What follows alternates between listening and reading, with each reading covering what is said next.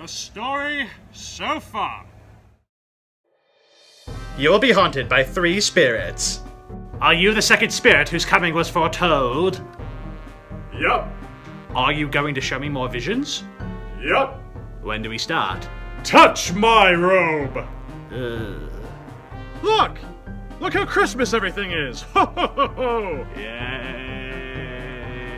Follow me! It's the home of my clock. Merry Christmas, my dears, and God bless us! God bless us! Everyone! Spirit, will Tiny Tim live? Probably not. Oh. To Mr. Scrooge, the founder of the feast. The founder of the feast indeed. They really don't like you. Oh.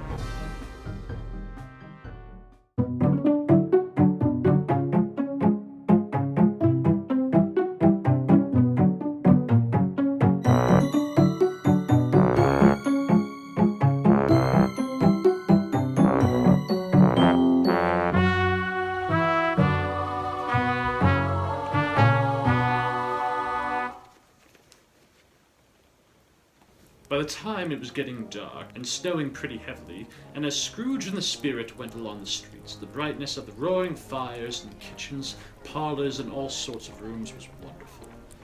Here, the flickering of the blaze showed preparations for a cozy dinner, with hot plates baking through and through before the fire, and deep red curtains ready to be drawn to shut out cold and darkness.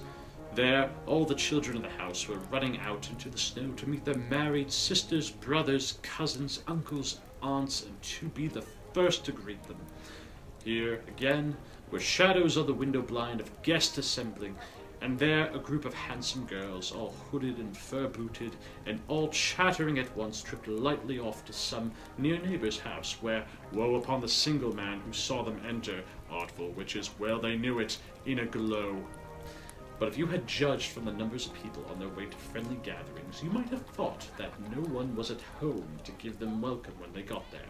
Instead of every house expecting company and piling up its fires half-chimney high, blessings on it, how the ghost exulted, how it bared its breadth of breast, and opened its capacious palm, and floated on, outpouring with a generous hand, its bright and harmless mirth on everything within its reach. The very lamplighter, who ran on before, dotting the dusky street with specks of light, and who was dressed to spend the evening somewhere, laughed out loudly as the spirit passed, though little kenned the lamplighter that he had any company but Christmas.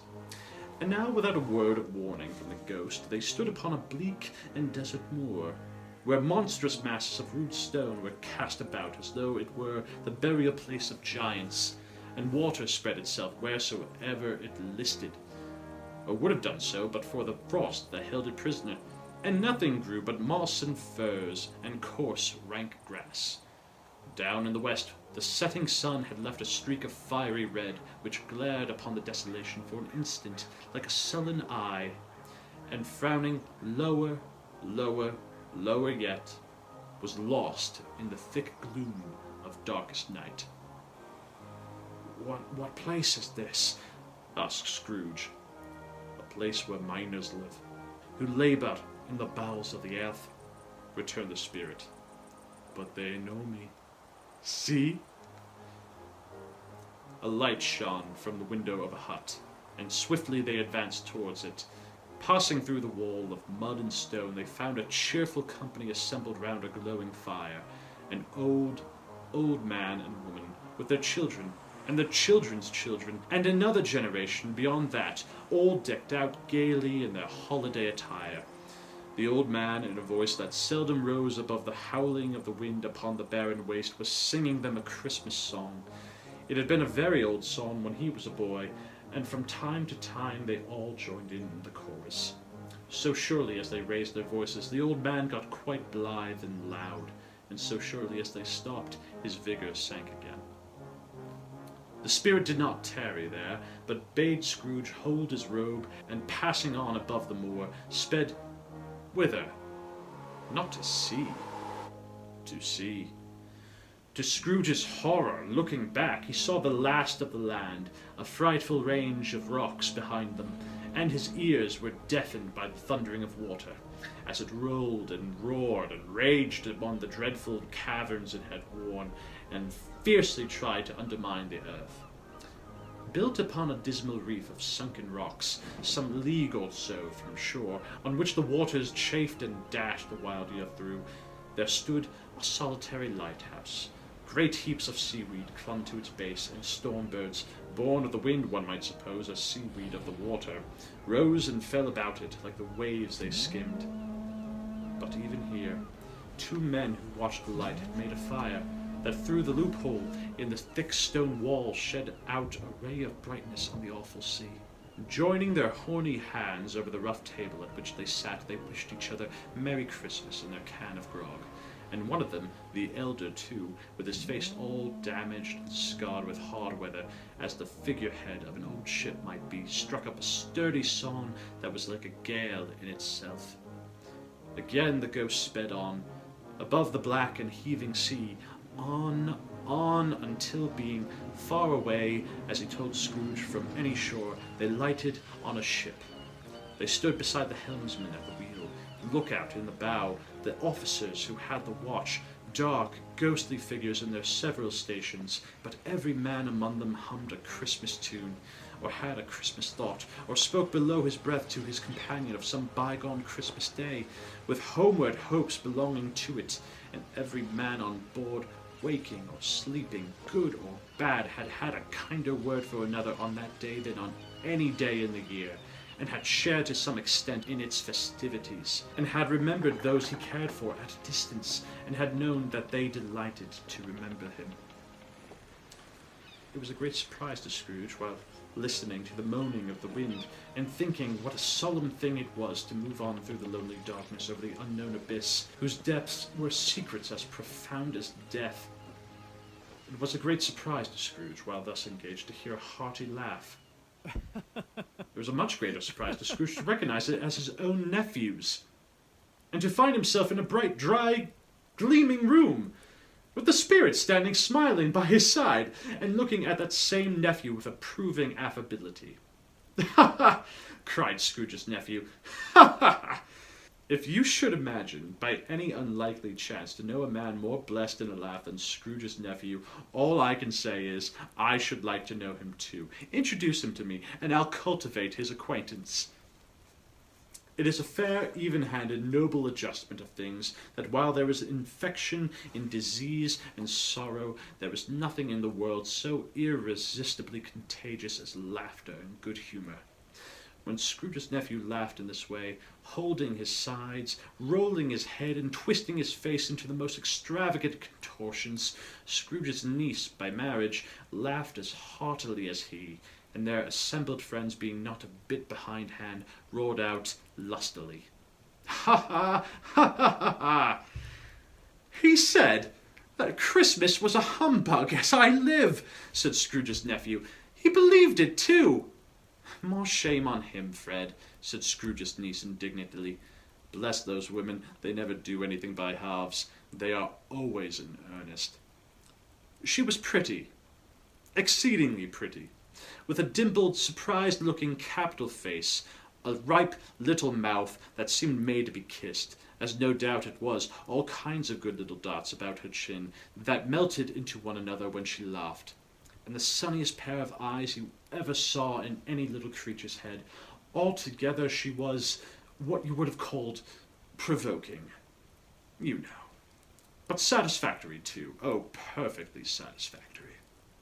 "He's a comical old fellow," said Scrooge's nephew. "That's the truth, and not so pleasant as he might be.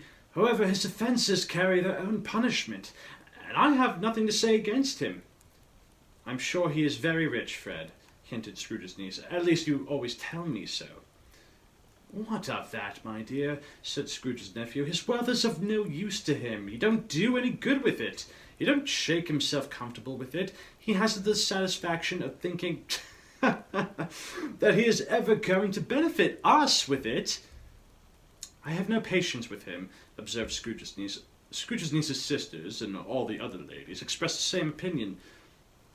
"Oh, I have," said Scrooge's nephew. "I am sorry for him. I couldn't be angry with him if I tried. Who suffers by his ill whims? Himself, always. Here, he takes it into his head to dislike us, and he won't come and dine with us. What's the consequence? He don't lose much of a dinner."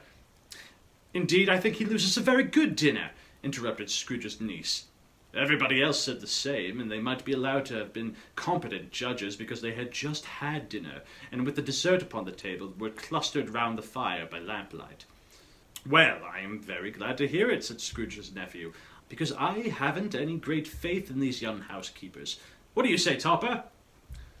Topper had clearly got his eye upon one of Scrooge's niece's sisters, for he answered that a bachelor was a wretched outcast, who had no right to express an opinion on the subject, whereat Scrooge's niece's sister, the plump one with the lace tucker, not the one with the roses, blushed. "Do go on, Fred," said Scrooge's niece, clapping her hands. "He never finishes what he begins to say. He is such a ridiculous fellow." Scrooge's nephew revelled in another laugh, and as it was impossible to keep the infection off, though the plump sister tried hard to do it with aromatic vinegar, his example was unanimously followed.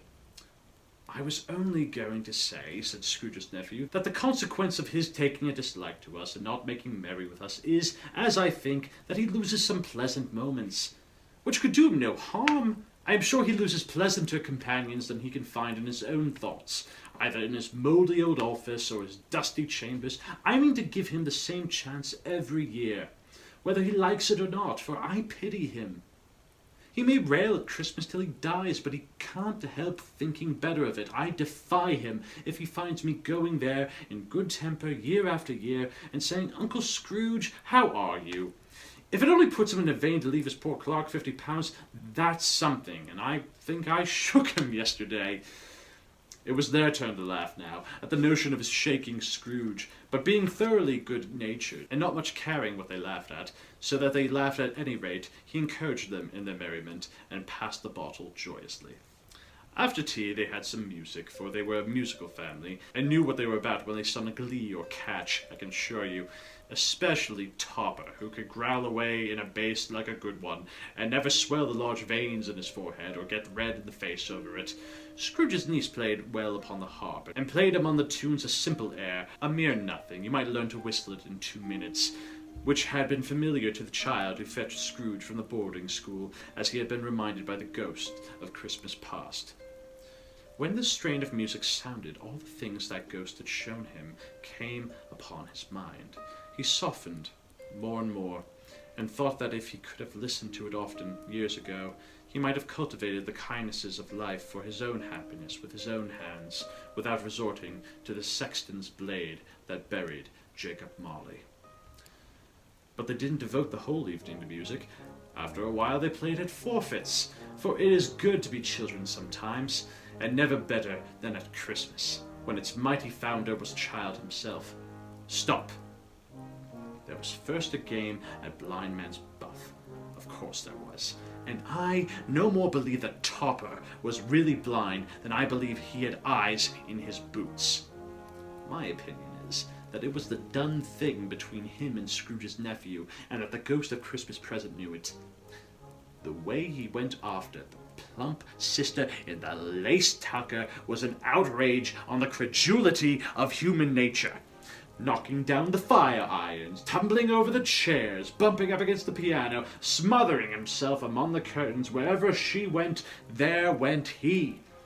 He always knew where the plump sister was. He wouldn't catch anybody else. If you had fallen up against him, as some of them did, and stood there, he would have made a feint at endeavoring to seize you, which would have been an affront to your understanding, and would instantly have sidled off in the direction of the plump sister. She often cried out that it wasn't fair, and it really was not. But when at last he caught her, when in spite of all her silken rustlings and her rapid flutterings past him, he got her into a corner, whence there was no escape. Then his conduct was the most execrable for his pretending not to know her, his pretending that it was necessary to touch her headdress, and further to assure himself of her identity by pressing a certain ring upon her finger, and a certain chain about her neck was vile, monstrous. No doubt she told him her opinion of it when, another blind man being in office, they were so confidential together behind the curtains. Scrooge's niece was not one of the blind man's buff party, and was made comfortable with a large chair and a footstool, in a snug corner where the ghost and Scrooge were close behind her. But she joined in the forfeits, and loved her love to admiration with all the letters of the alphabet. Likewise, at the game of how, when, and where, she was very great, and to the secret joy of Scrooge's nephew, beat her sisters hollow, though they were sharp girls too, as Topper could have told you. There might have been 20 people there, young and old, but they all played, and so did Scrooge, for wholly forgetting in the interest he had in what was going on, that his voice made no sound in their ears, he sometimes came out with his guess quite loud, and very often guessed right too, for the sharpest needle, best Whitechapel, warranted not to cut in the eye, was not sharper than Scrooge, blunt as he took it in his head to be. The ghost was greatly pleased to find him in this mood, and looked upon him with such favour that he begged, like a boy, to be allowed to stay until the guest departed. But this, the spirit said, could not be done. "Oh, here's a new game," said Scrooge. "1 half-hour, spirit, only one." It was a game called Yes and No, where Scrooge's nephew had to think of something, and the rest must find out what. He only answering to their questions yes or no, as the case was. The brisk fire of questioning to which he was exposed elicited from him he was thinking of an animal, a live animal, rather a disagreeable animal, a savage animal, an animal that growled and grunted sometimes, and talked sometimes, and lived in London, and walked about the streets, and wasn't made a show of, and wasn't led by anybody, and didn't live in a menagerie, and was never killed in a market, and was not a horse, or an ass, or a cow, or a bull, or a tiger, or a dog, or a pig, or a cat, or a bear. At every fresh question that was put to him, this nephew burst into a fresh roar of laughter, and was so inexpressibly tickled that he was obliged to get up off the sofa and stamp. At last the plump sister, falling into a similar state, cried out, "I have found it out! I know what it is, Fred! I know what it is!" "What is it?" cried Fred. "It's your Uncle Scrooge!" Which it certainly was. Admiration was the universal sentiment, though some objective that the reply to "Is it a bear?" ought to have been yes, inasmuch as an answer to the negative was sufficient to have diverted their thoughts from Mr. Scrooge, supposing they had ever had any tendency that way. "He has given us plenty of merriment, I am sure," said Fred, "and it would be ungrateful not to drink his health. Here's a glass of mulled wine ready to our hand at the moment, and I say, Uncle Scrooge." "Well, Uncle Scrooge," they cried, "a Merry Christmas and a Happy New Year to the old man, whatever he is," said Scrooge's nephew. "He wouldn't take it from me, but may he have it, nevertheless, Uncle Scrooge." Uncle Scrooge had imperceptibly become so gay and light at heart that he would have pledged the same unconscious company in return, and thanked them in an inaudible speech, if the ghost had given him time. But the whole scene passed off in the breath of the last words spoken by his nephew, and he and the spirit were again upon their travels. Much they saw, and far they went, and many homes they visited, but always with a happy end. The spirits stood beside sick beds, and they were cheerful, on foreign lands, and they were close at home, by struggling men, and they were patient in their greater hope, by poverty, and it was rich. In almshouse, hospital, and jail, in misery's every refuge, where vain man in his little brief authority had not made fast the door, and barred the spirit out, he left his blessing, and taught Scrooge his precepts. It was a long night, if it were only a night, but Scrooge had his doubts of this, because the Christmas holidays appeared to be condensed into the space of time they passed together. It was strange, too, that while Scrooge remained unaltered in his outward form, the ghost grew older, clearly older. Scrooge had observed this change, but never spoke of it, until they left a children's Twelfth Night party, when, looking at the spirit as they stood together in an open place, he noticed that its hair was grey. "Are spirits' lives so short?" asked Scrooge. "My life upon this globe is very brief," replied the ghost. "It ends tonight." "Tonight?" cried Scrooge. "Tonight at midnight. Hark! The time is drawing near." The chimes were ringing the 3/4 past 11 at that moment. "Forgive me if I am not justified in what I ask," said Scrooge, looking intently at the spirit's robe, "but I see something strange, and not belonging to yourself, protruding from your skirts. Is it a foot or a claw?" "It might be a claw, for the flesh there is upon it," said the spirit's sorrowful reply. "Look here." From the foldings of its robe brought 2 children, wretched, abject, frightful, hideous, miserable. They knelt down at its feet and clung upon the outside of its garment. "Oh, man, look here. Look down here," exclaimed the ghost. They were a boy and girl, yellow, meager, ragged, scowling, wolfish, but prostrate too in their humility. Where graceful youth should have filled their features out and touched them with its finest tints, a stale and shriveled hand, like that of age, had pinched and twisted them and pulled them into shreds. Where angels might have sat enthroned, devils lurked and glared out menacing. No change, no degradation, no perversion of humanity in any grade, through all the mysteries of wonderful creation, has monsters half so horrible and dread. Scrooge started back, appalled. Having them shown to him in this way, he tried to say that they were fine children, but the words choked themselves rather than be parties to a lie of such enormous magnitude. "Spirit, are they yours?" Scrooge could say no more. "They are mine," said the spirit, looking down upon them, "and they cling to me, appealing from their fathers. This boy is ignorance, this girl is want. Beware them both, in all of their degree, but most of all, beware this boy.